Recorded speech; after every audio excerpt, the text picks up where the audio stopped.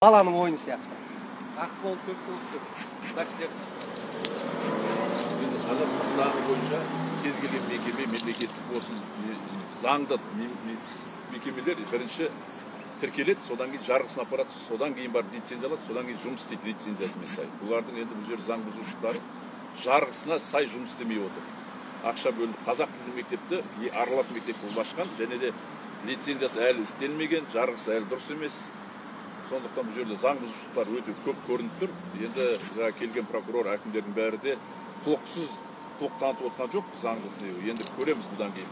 Ауызша желілік социальный сет арқылы арыз жатыр, оған реагировать ететін прокурорда әкімдердің нәтижесі көру керек. Бұл жерде шындығында заң бұзушылық бар. Бірінші ашылған не бойынша жарғы мемлекеттік әділет басқармасы алдап отыр ғой. Әділет басқармасы жарғысында қазақ тілді мектеп болып ашылып, екі тілде қызмет жасап отыр. Жоқ, сонда сұрақ туындайды, ол егер қалаған адам қазақ, қалаған адам араластырып оқыта беретін болса, онда ол әділет министрлігі не үшін тіркелді деген әңгіме ғой? Әділет министрлігі, бұл да әділет министрлігі бұған назар аудару керек, әділет басқармасы, өйткені жарғысына қарау керек. Жарғысына егер заң бұзушылық болса, бұны іс тоқтату керек. Бұлардың беріп жатқан қағаздарда істеп жатқан істерді заңсыз болып есептеледі. Жарғының өзі дұрыс емес. Жарғыда қазақ тілі болып екі тілде сабақ беріп жатқаны ол дұрыс емес.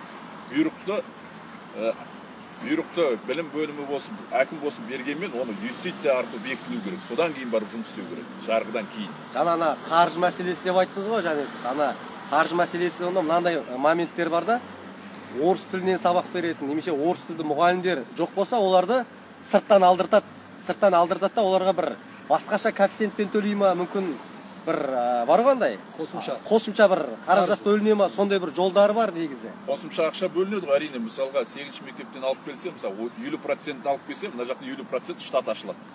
50% ана жақта қалды, орыс тілді оқушылар, 50% мына мектепке келді. Көрдіңіз, бұл жерде қаржы бөлу мәселесі, министрліктен қаржы сұрау мәселесі.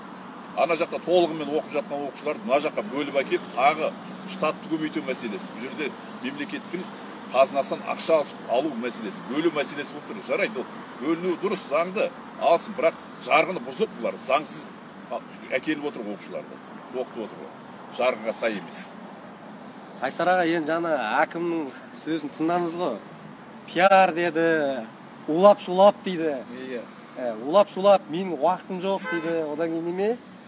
Мен басқа жұмыстарым бар дейді да. Бізде ерігіп жүрген жоқпыз. Соған біресе дейінші соған. Бізде ерігіміз осы бұлтырдан бері жалғасады бұл әңгіме. Қазақ тілі болып ашылды деп, осы жерде бір Асылбек бауырымыз мен былтыр көктемнен бері хабарласып жүрген. Қазақ тілі болып ашылатын болды деді, жарғысы бәрі қазақша болды деді. Содан келеді да, араластырып аштырып жібереді. Міне осының өзі мен жаңа айттым, ана осыны араластырып аштырған бұрынғы білім бастығымен, осы жердегі білім бастығымен. Ауданның әкімі. Аудан әкімі. Осы екеуінен біз сұрақ алуымыз керек, сұрақ жауап алуымыз керек. Соларды да шақыру керек қой? Шақыру керек. Ал бұл әкім, қазіргі әкім білім бастығы солардың бұзған жаңағы заңсыздықтарын ары қарай жалғастырып әкетіп отыр. Мен бастаған жоқпын. Мен бастаған жоқпын деп, мен білмеймін деп, мен болған жоқпын деп бастарды алып қашып отыр. Мен айттым, ана прокурорға да айттым. Жаңағы бұрынғы әкімді шақырып алып, неге олар араласып аштырып жіберді, дұрыс па? Соны тексерсін. Осыны айттық біз. Енді күтеміз жаңағы прокурорға мен нақты осыны айтып кеттім. Жаңағы бұрынғы әкімменен бұрынғы анау білім бастығын шақырыңдар. Неге олар құжат бойынша қазақ мектебі болып ашылған мектепті араласып аштырып жіберді? Сол енді жауап күтеміз. Ассалаумағалейкум ағайын. Біз қазір Алматы облысы Талғар ауданының әкімдігіне ішіне кіріп шықтық. Бұл жерде аудан прокурор, аудан әкімі орынбасары және білім бөлімінің бастығы отырды. Біздің қойған талаптарымыз мектеп жарғысына сай жұмыс жасау керек.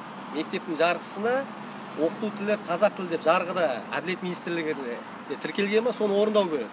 Бұлардың айтатын әңгімесі, бұл бұған дейін істелген, бұны бұрынғы әкім істеген, бұрынғы аудандық білім бөлім бастығы істеген, біз кінәлі емеспіз дейді. Жақсы, сендер кінәлі емессіңдер, бірақ сендер сол заң бұзушылықты тоқтату керексіңдер десек, біресе пиар үшін жүрсіңдер дейді, біресе шулап жүрсіңдер дейді, біресе ұлтшылсыңдар деді ма, мысалы тіл мәселесін қозғасақ біз ақ ұлтшыл болайық мысалы.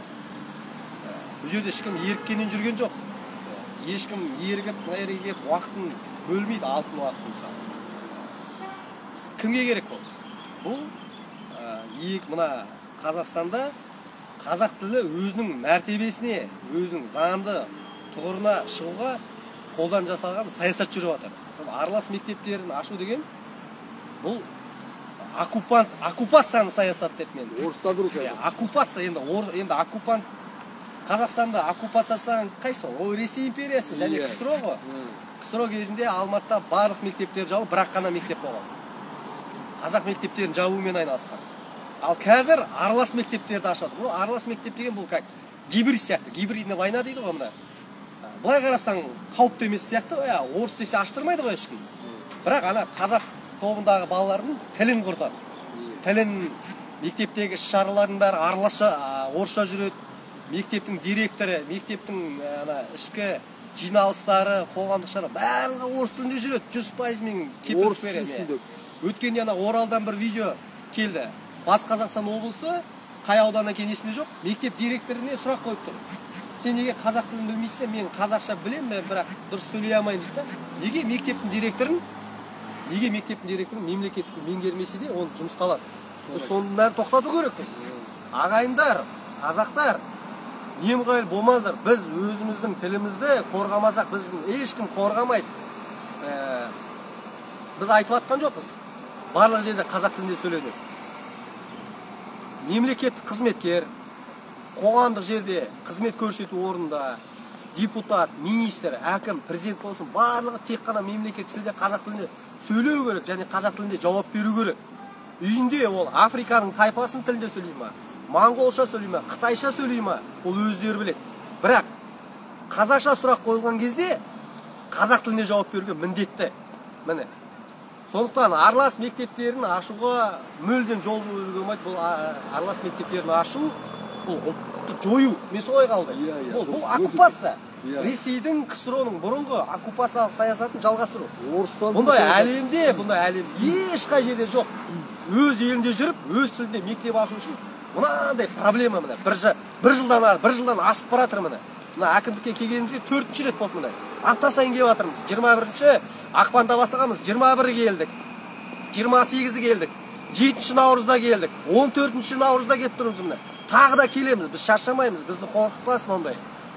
Хабарласып, прокуратурадан хабарласып. Біз өйткені әр қазақ өзіне сұрақ қою керек. Біз тәуелсіздікті не үшін алдық, кімнен алдық және қалай алдық міне. Тәуелсіздік алдың өзінің құны қандай болды міне. 86-шы жылы біздің бауырларымыз, аға әпкелеріміз не үшін қан төкті 86-шы жылы, не үшін таяқ жеді Алматыда мысалы. Осы тәуелсіздік үшін, осы тіліміз үшін таяқ жеді, осы тәуелсіздігіміз үшін жандарын берді. Бізге сол тәуелсіздік аманат, ары қарай қалай алып кетеміз, ол өзімізге байланысты. Бізге байланысқа шығыңыздар. WhatsApp нөмір 8701-624-0999. Қазақ тілін қолдайық. Аралас мектептерге жол жоқ, біз ол жол бермейміз. Халық болып әрекет жасайық аралас мектептің бәріне. Ал Қазақстанда тұратын диаспора өкілдері, олар міндетсінбесін, біз қазақ емеспіз деп. Олар бізге міндет қылмасын. Қазақстан көп ұлтты мемлекет емес, Қазақстан мың ұлтты мемлекет. 70%-дан астамы қазақ ұлты, қалғандары диаспора өкілдері. Оларға өзге өкілдері деп сөйлемейміз. Диаспора деп айту керек. Диаспора. Дұрыс қой, диаспора, олардың өздерінің отаны бар. Тарихи. Олар көшіп келген мына жерге бір 50 жылдың, 100 жылдың ар жақ бер жағында мысалы.